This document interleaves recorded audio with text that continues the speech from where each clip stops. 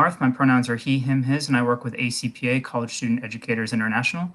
We'll be starting this online learning event in just under 5 minutes. Thank you.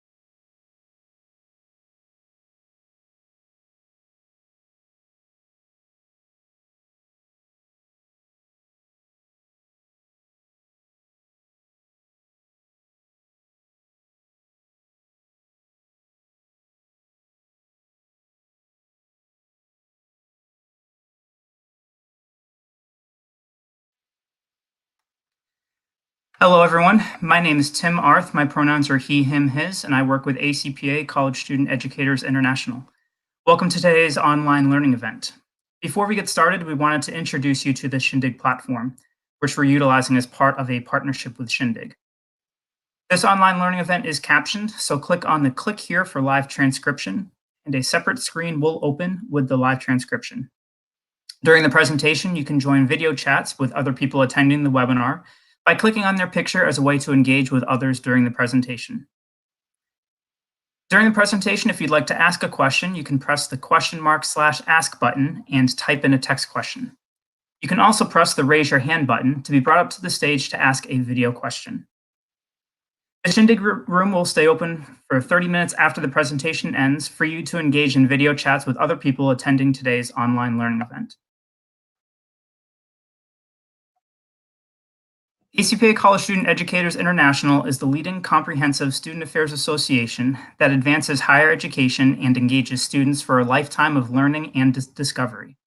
Although serving an international audience, our membership is primarily from the United States, and our offices are headquartered in Washington, D.C. at the National Center for Higher Education. Related to our mission of supporting and fostering learning through the generation and sharing of knowledge, ACPA acknowledges the painful history of genocide in the United States for Native, Aboriginal, and Indigenous peoples. We honor and respect the many and diverse tribal nations and peoples who were forcefully removed from, as well as those still connected to, this land.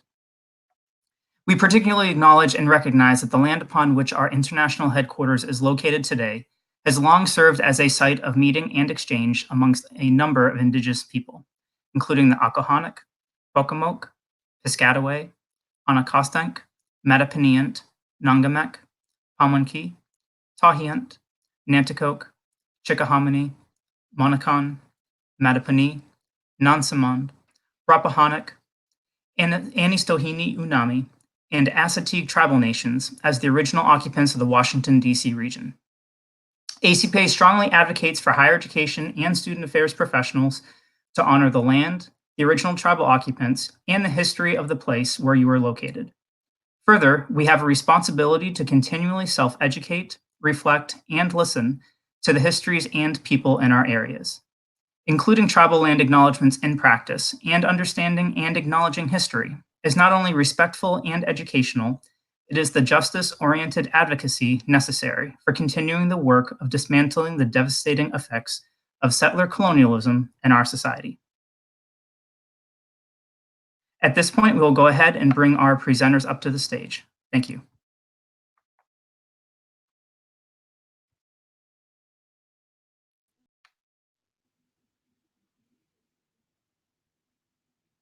Okay.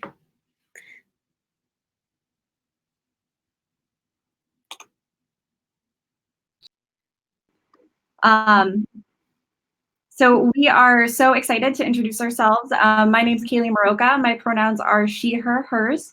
I work here at the University of Maryland, Baltimore County, or UMBC, in Baltimore, Maryland, as our Assistant Director for Residential Education.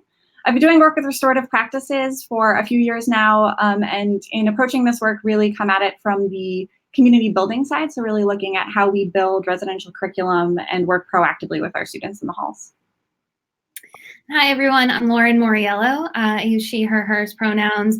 I'm the Assistant Director for Residential Student Conduct at UMBC, and I work closely with Kaleigh on more of a responsive side. So obviously with the conduct lens, I'm looking at response to incidents that occur in the residence halls, also looking at conflicts that may arise on campus or other kinds of response that we can roll out so that our students are experiencing both a proactive and a responsive residence life, but also from a restorative perspective, they're experiencing both proactive and responsive restorative practices. So if you could go to the next slide, that would be great. So today we'll be trying to get through as much as we can in an hour. We're going to try to walk through the 4 components of restorative practices for those on the call who may not be as familiar with restorative practices work. And then we're going to talk a lot about how really to engage with restorative practices as a methodology and philosophy for thinking about community and civic engagement within residence halls. And lastly, we're going to take just a little bit of time to try to apply that to your residential education plan or residential curriculum if you use a curriculum at your institution. We will take questions as they come up. So if you have something that you want to ask, feel free to type it into the box or raise your hand. And Tim's going to help us manage that. So we'll sort of answer questions strategically as they come up through the presentation. We're going to start off by telling you a little bit about who we are and giving you some institutional context. We're located in Baltimore, Maryland. So we have kind of an urban environment here at UMBC. We have about 14,000 undergrad and graduate students. We are a public research-focused institution. We have a strong STEM focus. Our university was founded on the values of inclusion and innovation and research, and so those are some of the things that underlie everything we do. Civic engagement is also central to our president's kind of values and also to the university's mission. In addition, we do have a Division I athletics program, which gives you a sense for the type of students that we're attracting here at UMBC and what goes on our campus community. We also want to tell you a little bit about our residential program. We have about 4,000 students who live on campus across 10 communities. We have 10 living learning communities.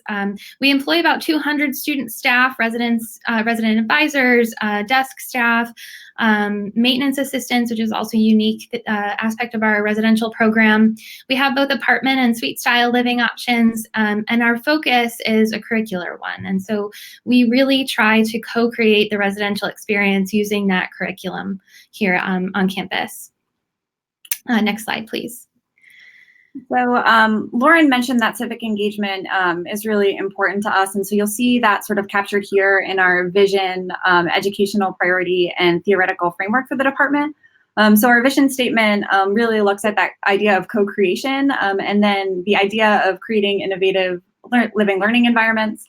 And our educational priority really is focused on community responsibility. And so we'll talk a little bit about how we see community to be really connected to civic engagement and really connected to restorative practices in just a second. So next slide, Tim. So we mentioned civic engagement as being central. Oftentimes people will ask us how we see the connection between civic engagement and restorative practices as a framework. And so when we started doing our archaeological dig for our curriculum, we had a lot of conversations with campus partners, particularly in our Center for Democracy and Civic Life. And one of the resources we used, and if you're in civic engagement work, you might be familiar with this resource. If not, I recommend taking and making a note on it, is the AAC&U document, A Crucible Moment, which was released in 2012. And that is a document that was released that was really a call to action for institutions of higher education around this idea of community engagement. And so we're really thinking about how do we teach students how to contribute to their communities and to really care about their impact that they're having, both on their immediate communities and their larger communities within society. As you can imagine, we see a really strong tie for that to residential life. We have a really unique space at a university where students are living together in a residential space, and that we think provides an opportunity for us to engage them in ways to think about that role that they have in community and how they can build relationships with each other towards reaching their goals in community. And that's really why we think restorative practices is a really great framework, because as you'll see, restorative practices really is all about relationships and helping to build commitment to community. So next slide, Tim. So I mentioned the document, A Crucible Moment. One part of that that really stood out to us that we wanted to just share with this group really quickly is this chart. And if you can't see it, if it's small or if you're not able, I'm just going to describe it to you for a minute. So it's a chart based on the student views of the importance of contributing to their larger community. And what this graph suggests is that students believe that they should be learning about how to contribute to their community as a part of college. And in fact, while they are here, their commitment to that idea increases. At the same time, their reporting of it that it actually is a part of their curriculum and it is something they're learning actually goes down during their time within college environments. And for us, that's really troubling and really difficult to sort of wrap our mind around. And so we think that restorative practices provides us a venue in residential life to really connect to those civic outcomes. So as we're going through our restorative work and some of the framework for restorative practices, when we're talking about community and we're talking about community engagement, what we're really talking about is their commitment to being responsible members of their community towards this goal, towards larger civic engagement and a larger sort of commitment to their society. Next slide. So that's a great segue into the fundamental hypothesis of restorative practices, which we use to kind of give a framework for folks, a quick introduction into what restorative practices is achieving. You can read on this slide the specific fundamental hypothesis. I want to share with you a few contexts that restorative practices is used in outside of higher ed, which you may be familiar with, and some of the evidence that we've been collecting around restorative practices. So when implemented in K-12 schools, teachers and students report that they experience increased safety and improved school climate, which leads to more time for learning and fewer instances of classroom misconduct. In organizational settings, which is something that Kaleigh and I are specifically interested in, how restorative practices builds culture within departments or within organizations. Restorative practices leads to conflict resolution methodology or more tools for conflict resolution, but it also improves organizational morale. We think of it as a way of supervision, and we'll talk about that in a few minutes. In community settings, community leaders use restorative practices to engage citizens in discussions about policies and to increase the ways that citizens feel connected to the solutions that communities come up with for the tough problems that we face in our communities these days. So by strengthening relationships and community in these examples, community members feel more connected to one another and more engaged. So you can see that direct link between what Kaleigh was talking about and thinking about civic engagement and how restorative practices further civic engagement. We also think about individual and community well-being when we're thinking about restorative practices. So you'll see in the fundamental hypothesis that people are happier, more cooperative, more productive, and more likely to make positive changes in their behavior. And that's directly tied back to their well-being and the well-being of the community. So we're thinking about the conditions in the community. We're also thinking about the individuals within the community and how we can strengthen those bonds to lead to their well-being. Next slide, please. And sort of keeping all of that in mind, what are we really talking about when we mention restorative practices? And so on the screen, you'll see sort of our working definition of restorative practices alongside a definition for restorative justice.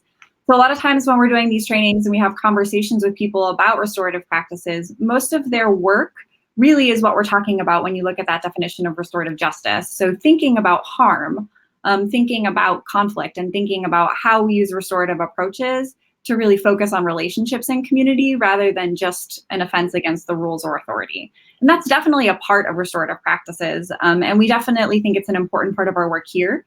But what Lauren and I are going to encourage you to do today is to actually take that understanding of restorative justice and build it out to a broader definition of restorative practices, which is just based on, in general, strengthening relationships between individuals as well as social connections within communities. And so thinking of that, there's both a proactive and a responsive place for restorative practices in our work. And we think that by building really strong communities, when there is conflict or when there is harm in a community, you can use, at that point, more restorative methodologies when you have a stronger community, and they're going to be more effective. And so it's important to be looking at it both from a proactive and a reactive lens. So we think of this as an alternative way of thinking about our relationships with others, how we build relationships, how we maintain those relationships, how we help students to do that within their residential communities.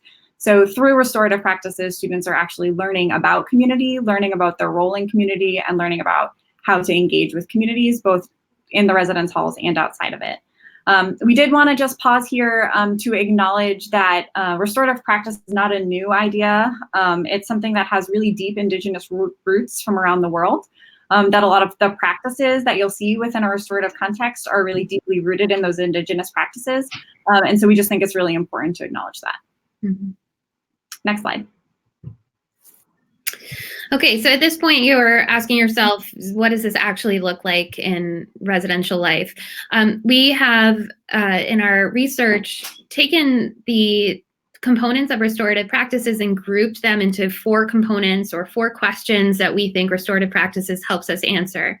We're going to take you through how we apply each of these components or questions or how we answer them in our program in residence life.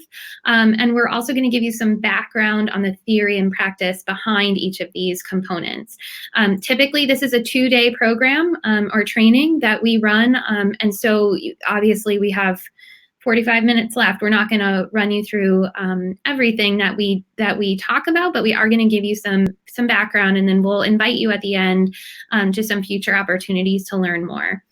So you can see on the screen here, our 4 components are kind of summed up in the questions: how do we lead? How do we build healthy, authentic relationships with ourselves and others?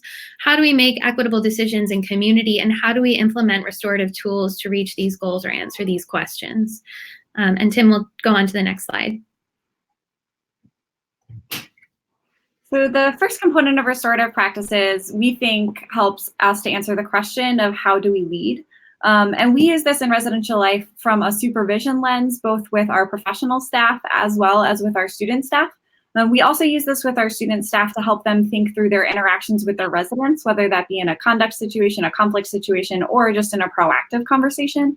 So what you'll see on the screen is what we call the social discipline window. And it's a quadrant of boxes that align on two axes. One axis is around control. Here we often refer to that as accountability, if you don't like the word control. And the other axis is support. And so what we try to infuse with folks is that when you're we call it leading in the with box, you're balancing a level of high accountability as well as high support. And so we see that show up in our supervision relationships, right? It's a way for us to coach younger staff members how to have really productive conversations with their team members around holding them accountable for their actions and having a high expectation for commitment to our residential life community. But then also making sure that they have the support they need to be able to do that successfully, since we know our students are students first and are managing a lot of different things in their lives. Within conduct situations or a conflict situation with students, we teach students to think about balancing high accountability and high control in their confrontations with students. So if I'm confronting a quiet hour situation, how am I holding this person accountable, but also doing so in a way that they'll know that I still support them? And so this is a framework really helps us talk about leadership in a way that makes a lot of sense and is really concrete for our student leaders. And so as a note, we sort of go through this in a lot of depth in our 2-day training. So if you have more questions about it after, we're happy to take those. Next slide, please. Oh, so this is a little bit about the way that we think about supervision. So one of the things we say a lot about with box leadership or balancing high accountability and high support is that what that does is it helps us to create a high trust environment within our organization. And this is sort of a chart that we got from, or not a chart, but a list of bullets that we got from a blog by John Bailey, who is the president of IRRP, the International Institute for Restorative Practices. He has a blog called Leading Conflict and really looked at the difference between two-box supervision as a high monitoring environment and a high trust with box supervision environment. And so we use this and we have this in conversations with our live-in staff members as well as with our student staff members to talk and to think critically about the type of environments that we're creating around supervision within our department. And so you can take this tool and you can use it as a conversation starter with your teams or with your student teams to be able to start building that space for having a conversation around restorative supervision. Next slide. So the next component that we're going to talk about answers the question, how do we build healthy, authentic relationships with ourselves and others? This is really based in the field of affect script psychology. If you're familiar with it, then you know that this is an interdisciplinary field that pulls from education, psychology, biology, and is a really in-depth and interesting way for looking at ourselves and our relationships with others. Again, it's a large field, and we're not going to do it justice in just a short amount of time. Our goal is to share some of the theory with you, and then we'll share a few tools with you as well. Next slide, please. So the theory here, just quick background, is that there are 9 affects, and they're listed on the screen for you. Affects are the ways that we respond to stimuli in our environment. Think about it as kind of your biology, right? It's subconscious, you're not thinking about it. A good way to remember the difference between affect and feelings or actions is thinking about babies who display all of these 9 affects without learning the way that adults and children do how to emote in non-biological ways, right? So they're not conditioned yet to learn, but we still observe these affects in babies. The reason that these are important is because they motivate our emotions and feelings and actions. So next slide, please. So you'll see here that we've listed some corresponding motivations or actions with each of the 9 affects. And we share this, and this is important to restorative practices, because you'll see that the top 3 motivations are engagement, affiliation, and what we would sum up as curiosity. And this is what we want to see in our communities, right? We want folks to experience the affects of interest, enjoyment, and surprise, and as a result, want to engage and affiliate and be curious about the people and the organizations and the communities around them. We also have to recognize that there are negative affects, right? Those affects that are that motivate things like attacking or running or rejecting. And I should have said at the beginning, we experience all of these on a daily basis all the time. So these are not, one-off instances that occur in a vacuum. But it is really important to note that when we do experience these, they often go unnoticed. Until something happens and we're asked to think about what motivated our action. And it's sometimes difficult to get all the way back to an affect, but we land on a motivation or an action. Like, I just felt like running away. I just felt like I couldn't engage anymore. Or I felt really curious and I wanted to keep engaging. Our goal in residence life and in lots of other areas of higher ed is to help students experience the top 3 affects so that they're continually engaging, affiliating, stop looking and listening or being curious. And that when they are experiencing the negative affects, next slide, please, Tim, that we are helping them to acknowledge what they're feeling and what they're observing or what's motivating their behavior and getting them back to positive affect. I want to stop and say here that you'll see shame and distress listed as neutral affects or system reset affects. Take a step away from what you typically or more colloquially think of as the feeling of shame, and remember that we're talking about the affect of shame. And when we talk about affect, shame is simply the disruption of a positive affect. So we often use the analogy or the metaphor, think about yourself as driving down the street, listening to your favorite song, kind of bopping along in your car, and you look in your rearview mirror and all of a sudden realize that you missed a stop sign. You didn't hurt anybody, but you missed it. That initial moment, that feeling is a shame affect, what you're experiencing. Discomfort or seeking to restore, kind of looking around, figuring out if anybody saw you miss the stop sign. It's simply a disruption of that positive enjoyment that you were experiencing when you were listening to music and kind of enjoying the ride. You might then experience negative affects, right? You might feel a sense of attacking self or rejecting or running away. These are responses that we often associate with that shame affect. And again, this is a part of the workshop that we would explore much deeper in our 2-day training, but we think about the responses that we have to shame when we experience it as an affect. And how we can recognize shame responses as administrators, as higher ed folks, as res life folks, and use those observations of shame responses as an opportunity to re-engage, re-affiliate, help students become curious in their communities again. We've all probably been in more toxic work environments where we're experiencing things like rejection, feelings of fear, feelings of anger on a daily basis, and it's really hard to get outside of that toxic cycle.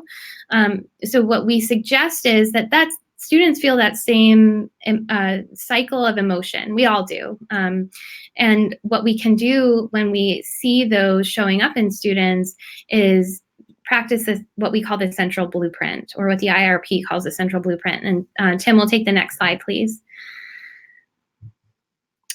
It seems really simple, but sometimes things that seem simple aren't always commonly acted upon. And so what the central blueprint tells us to do when we're thinking about affect in our communities is to maximize positive affect, minimize negative affect, minimize the inhibition of affect, or if put another way, create space where people can share how they're doing, how they're feeling in the community, and maximize the power to do all 3 of those things.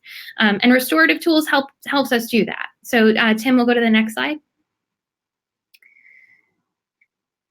So here are some things on the right-hand side that correspond with the central blueprint, which you probably are doing in your communities, and through learning more about restorative practices, can incorporate it more intentionally into your work.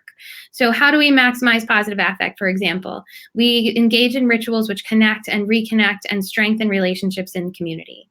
We can minimize negative affect by doing the things that we often do as res life folks, listening carefully, demonstrating understanding, incorporating some of this into our conduct work, for example, is a really good way of thinking about how we can minimize negative affect. Minimizing the inhibition of affect by coming together to share narratives, making this a daily part of our staff meetings, for example, or ensuring that this occurs in floor meetings. And then maximizing the power to do all 3 by building and by building affective capacities within our staff and within our students. And Tim will go to the next slide to talk about affective capacities. The tools we want to share to build affective capacities with you are the use of affective statements or affective questions. Affective statements are the most informal tool that we have available to us through restorative practices. It is the core to all restorative practices. We often find ourselves saying, those of you who are trained in restorative practices will resonate with this, we don't have enough time for a circle, or we don't have enough space, or we don't have enough energy, or we don't know if this is the right next step.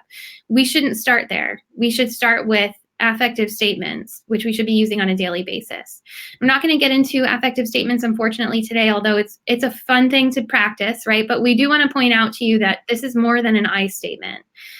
When we can connect for students by reflecting back to them using affective statements, the way that their behavior is impacting us or the community, connecting it with an emotion, connecting it with a need or a value, and then making a request about future behavior, we're reflecting to them in a restorative way their impact on the community. And we're separating the deed from the doer, right? We're not labeling people as bad. We're labeling actions or behaviors as unacceptable or disruptive to the community, and requesting that they be a part of the community with modified behavior. These can also be used to reinforce positive behavior. We all know this, right? When we're receiving feedback, it means a lot more to us when that feedback is expressed with feeling or with affect, that it's specific about a behavior or an action we've engaged in, and when there's a request for more of that means a lot to us. So that's briefly this tool of affective statements as a way to build capacity. And you can see here on this slide listed some of the capacities that it builds, right? Ownership over one's thoughts and feelings, strengthening relationship, cultivating empathy, and building an understanding of impact, one individual's impact on the community. Next slide, please. Okay, we've got some skill building here, and I think that this, I already know that this webinar is going to be recorded, so I'm just going to say that if anybody wants to go back and take a look at some of the ways you can rephrase to be more effective, or affective, that is, you can take a look at this slide and do some practicing that way. Next slide, please.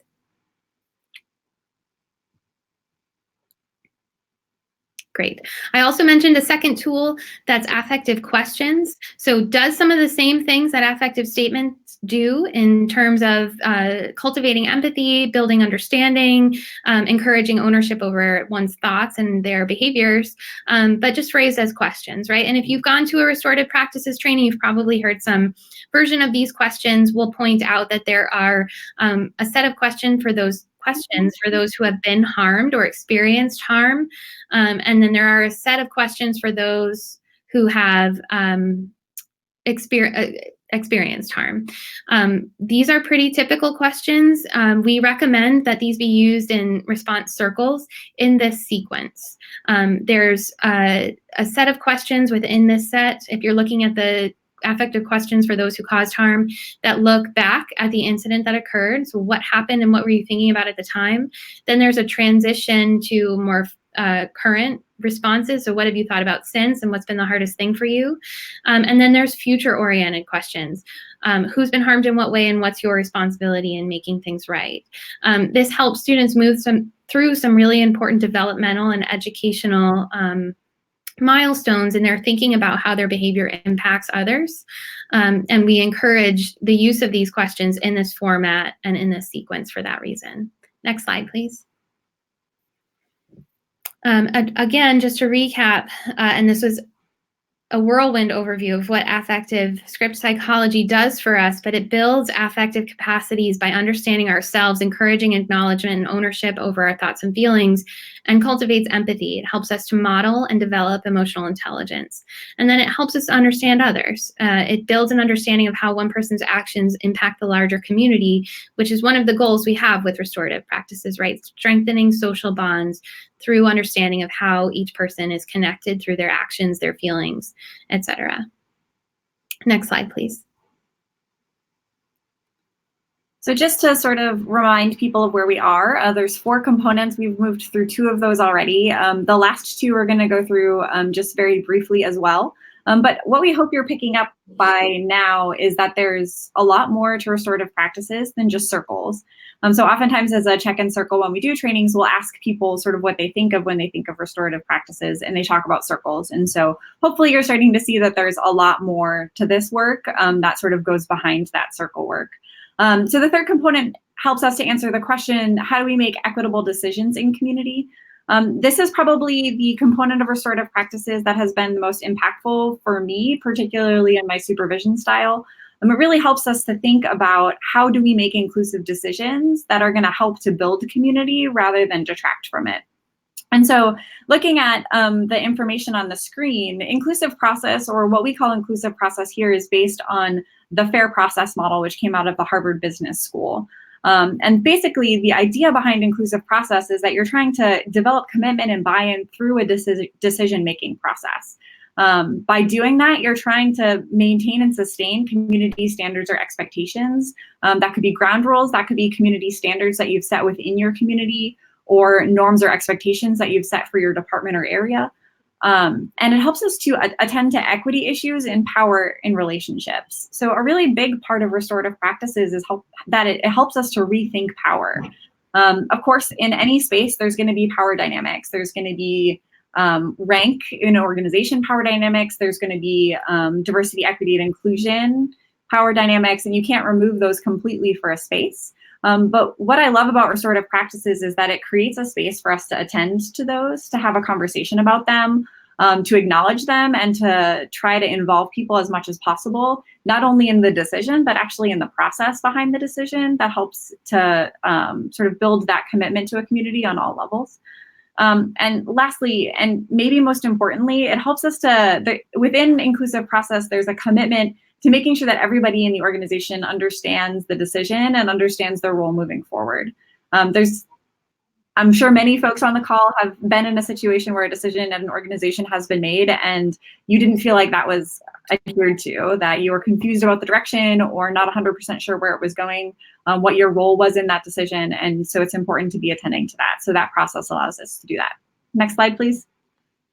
So what inclusive process or FAIR process says is that we need to attend to engagement, explanation, and expectation clarity.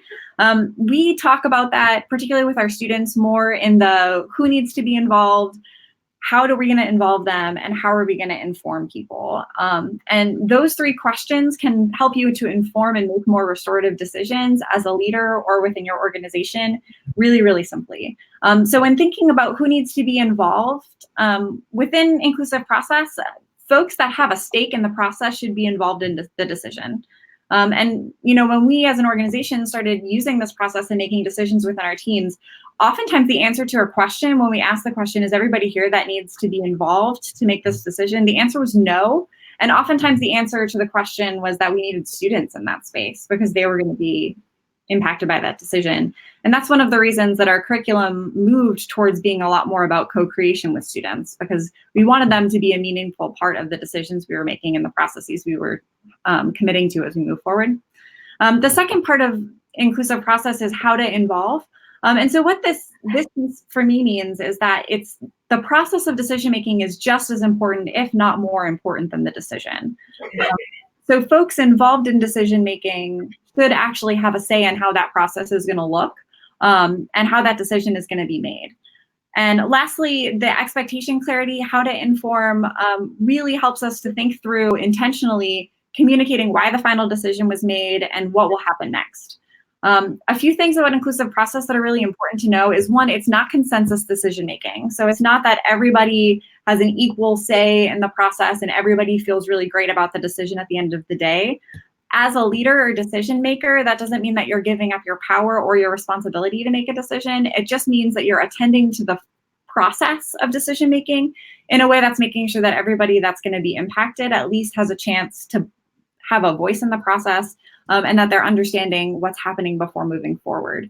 We actually use this in our staff meetings when we have to make a decision. We actually write on our agenda who needs to be involved, how are we going to involve them, and how are we going to inform everybody. And we actually talk through that entire decision as a part of the process. Next slide. Part of the process. So a really big way that we use inclusive decision making is setting community standards with our floors. I know this is something that a lot of different universities do, but we really try to be very intentional about having each of our floors or each of our communities set standards together for what their behavior is going to look like, and to really be able to commit to those community standards together. We actually do that in our restorative format through a circle, which we'll talk about in just a second. Next slide. Okay, so the last question that we try to answer with restorative practices is what are the tools that we have to implement these in our communities? If you're familiar with restorative practices or you've been to an IRP training, you've seen the informal to formal restorative practices continuum that you see on the slide here. You'll notice that we've already talked about affective statements and affective questions. So we've addressed two of the tools that are listed on the continuum. Kaleigh also mentioned that we do some things in circles, although that's not what restorative practices is. And we like to make that point really clear. You'll see that on the continuum too. Some important things that we like to point out about this continuum, in addition to the fact that it goes from informal to formal, is that there are proactive and responsive continuum. This continuum exists in a proactive to responsive version as well. We really adhere to the idea that 80% of the work that we do when we're doing restorative practices or any kind of community development work should be 80% community development and 20% responsive. And we strive for that. That's often not something that we're able to achieve, but restorative practices also often gets conflated with restorative justice, which is responsive. And that's not what we're talking about here. So it's really important for us as residence life professionals to acknowledge the community building aspects of restorative practices and the 80% that should be community building. That's our area of expertise, and that's what we do. That's not to say things like problem solving, which is one of the techniques that you see on this slide, can't be proactive, right? We can come together to problem solve through community standard circles before issues arise. So we have a really nuanced way of thinking about proactive and responsive tools. Many of them that we use are listed here and will be even more specific in the coming slides. The other thing I want to mention is you'll see the word conferences on this slide. You might be asking yourself, what is that? Think about a circle that's very, very formal. That's an easy way of thinking about a conference. A formal conference often has a script. We want to create a safe space for everybody to come together and talk about harm that may have occurred in a community or between individuals. And we do that by using some techniques and tools that we have at our disposal.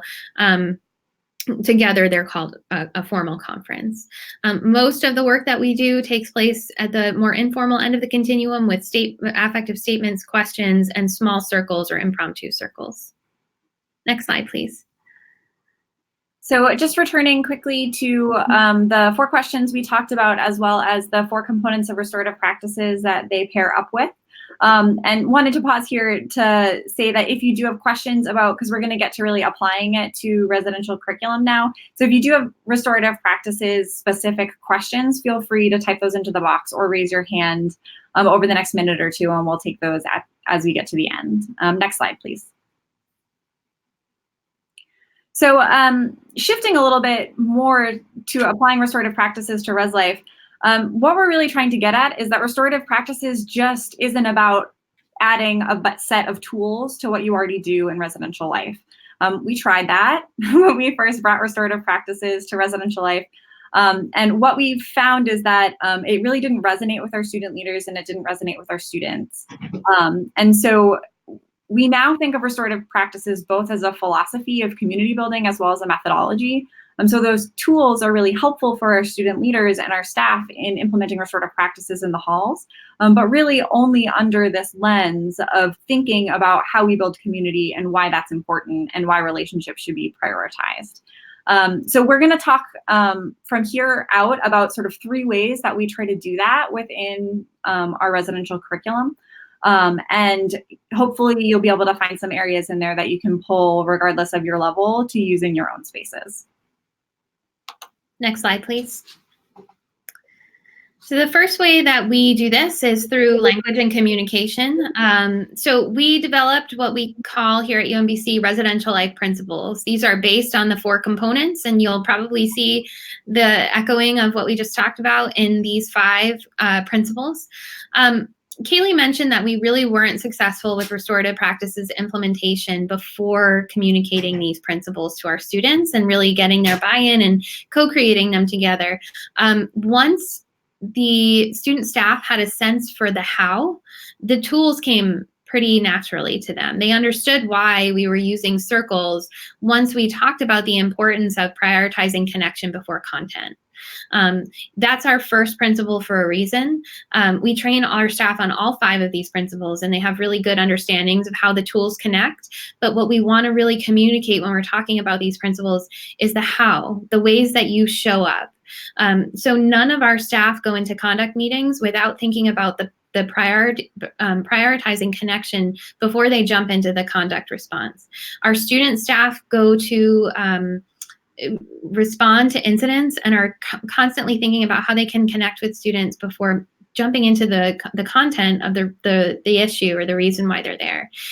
We found that the benefits of talking about these principles in terms of fidelity, the ways that restorative practices is carried out in the residence halls has been enormous for us. It's paid off in ways that we could never have thought about. So I'll give you one more example. Using fair process to make inclusive decisions. The idea of inclusive process, and Kaleigh gave a really nice overview of it, but the idea is really complex. It's asking students to consider a leadership philosophy and a way of managing that might be beyond their developmental level. But by talking about fair process as an inclusive way to make decisions, our staff gets it. They understand that they are co-creating their residential experience with their residents, and that every decision they make should be done using inclusive process. So I give you that example because I want to really drive home the idea that the how is so important. And without teaching students the how, you're going to miss on the restorative tools every single time. And that's not just in higher ed, that's not just in res life. That comes up all the time when we're thinking about restorative practices in the K-12 setting. We're thinking about it in communities. It's not effective if folks aren't thinking about the philosophy and the how, and they're just thinking about the tools. Mm-hmm. Next slide. And for those of you on the residential education side of things, the second way that you can really think about applying restorative practices to your work in residential life is to integrate it into your residential curriculum, or if you don't have a curriculum, a community development model or an educational plan, whatever you call it at your institution. At UMBC, we use a residential curriculum here, so you can see our educational priority and our goal areas listed on the screen. And it took us a really long time to figure out how to really center restorative practices in the work that we're doing. But what you'll see is that through these areas, we're really trying to think about community and helping students to invest in their community as our #1 priority within our residential education area. We know that relationships are so important to students' community well-being as well as their individual well-being at a college or university. And we think that if we put a lot of our energy into maximizing opportunities for restorative interactions, that they're really going to learn how to invest in their communities, learn about community impact, and hopefully that will show up in other ways in their time here at the university. We think that community is the thing that we in residential life do really well, and we'd encourage you to think about those 4 components, to take a look at your educational plan or curriculum and figure out where are those intersections that we have where we can really prioritize those relationships and think about those relationships as a site for learning for students.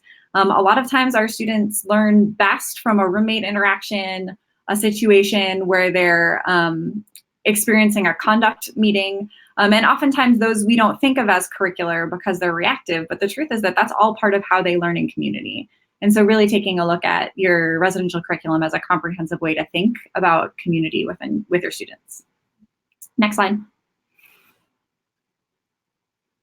The third thing we're going to talk about is just how we use restorative tools proactively and responsively within the residential education program. So you'll see some tools listed on the screen. These are examples of how we integrate restorative tools into what our staff and our students are doing. And you'll think of these, if you're familiar with residential curriculum language, as strategies, or the ways that we meet our learning outcomes. For example, we've revitalized our roommate process, our roommate agreement process here at UMBC. And everything kind of is scaffolded back up to our educational priority. So when we think about our roommate process, we think about the relationships that we want our students to build. We think about our first principle of connection before content, and that's all built into the process of roommate agreement setting.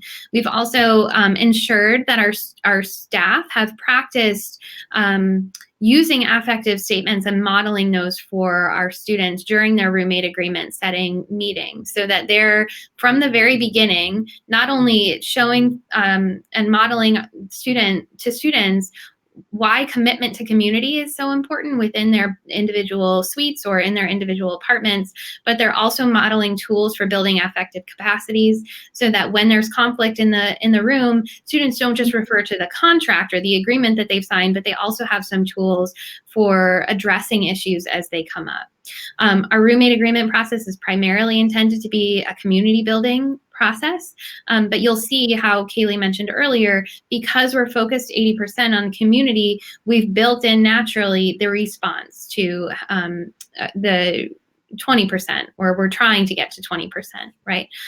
We've seen a dramatic decrease in our roommate conflicts since we started this process, and I think that's worth mentioning. We'll get into assessment in a little while.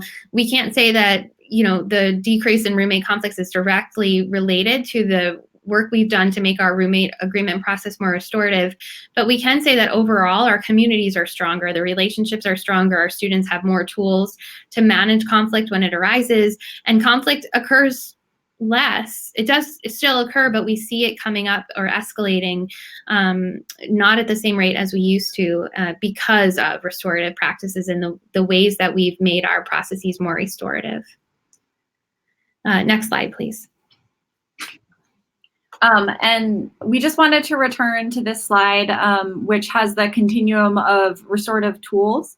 So there's a lot of skills on here, like leading circles, that require a little bit more training, but there's a lot of these that we can really work individually or in small groups with our student staff to help them think about how they work with students in their communities. So at the end of the presentation, there's going to be a resource slide. We encourage you to take a picture of that or to return to the recording to check that out.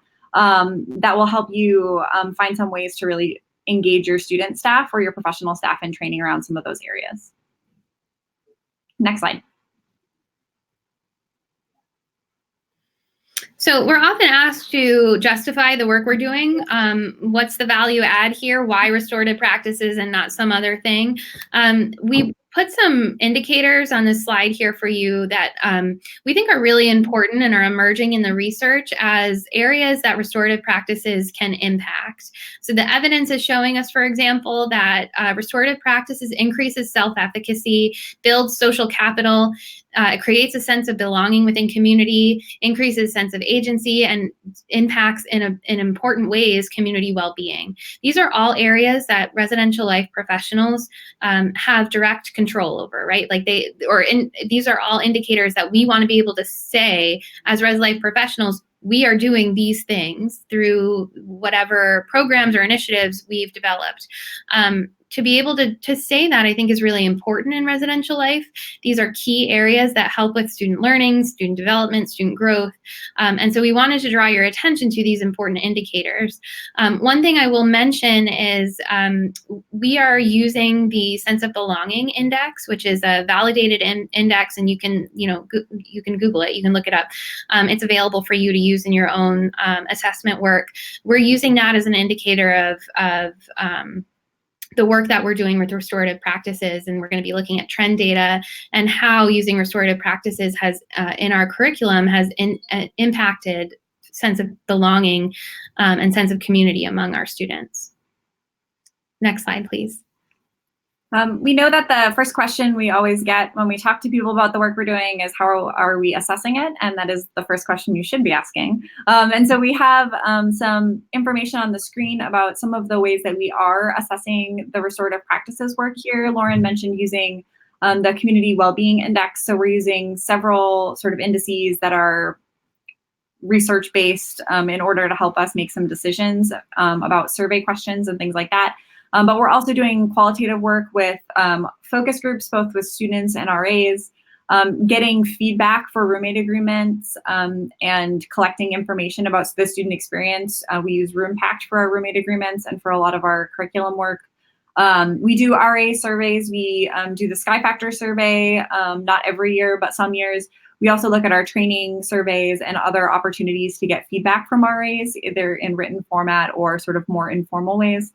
We use our rehire projects from our RAs as ways to collect information, reflective information about how using restorative practices within communities is going and trying to figure out the best ways to train and work with our student leaders around restorative practices so that that can be passed on to their communities. Lauren earlier mentioned fidelity testing that we do, and we also, as I mentioned, use the Sky Factor survey about every other year. Next slide. We include this slide because we think it's important for you all to have references and to be able to do your own research on what restorative practices can do for your program. These are important for you to take a look at. We really highly recommend all of the references on this slide. We also highly recommend starting with the Hopkins article, which is the first reference that you'll see here.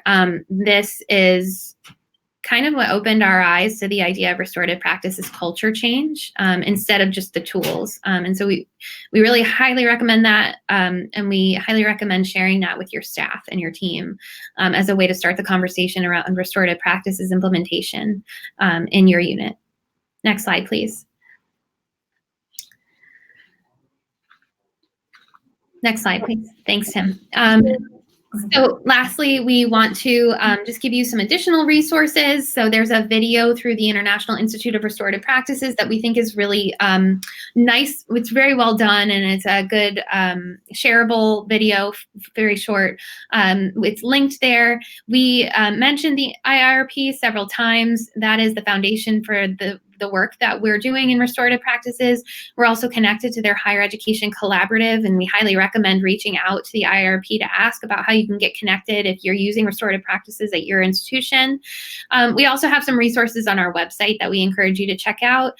You'll also see there that we have some upcoming opportunities on our website. The first is the International Institute for Restorative Practices World Conference that occurs every year in Bethlehem, Pennsylvania. That's coming up. I don't know if registration is still available, but if it is, we encourage you to drive out, or fly out if you can, or keep an eye on that date next year. They do several symposia and workshops throughout the year that we also recommend taking a look at. We also want to invite those of you who are in Maryland or DC to think about coming on November 1st to Restorative Practices in Higher Ed meeting that we're hosting here at UMBC. More information about that on our website. And then finally, our contact information. This was a very, very brief, high-level overview of restorative practices, but we'd love to talk with you more about how you can implement restorative practices using this formula at your institution or in your department. So please reach out if you have questions or interest in that. We have only a minute or two for questions. If you have one, please go ahead and type it in. Otherwise, we did want to acknowledge that today is Yom Kippur, so we'll be recording the webinar for folks that weren't able to attend due to the holiday.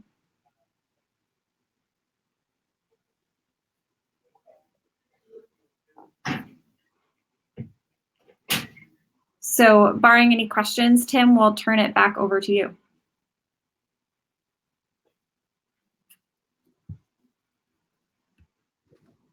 Great. Thank you for all that attended today's online learning event that was brought to you by the Commission for Housing and Residential Life. Again, a recording has been made of this, and when it is made available, it'll be shared with CHRL, who will be able to connect with those who registered for today's online learning event. This room will stay open for another 30 minutes. If you'd like to connect with anyone else, you can click on their thumbnails and engage in video conversations. But at this point, we will end today's online learning event. And thank you all very much for joining us. Have a great day. Thank you. Thank you.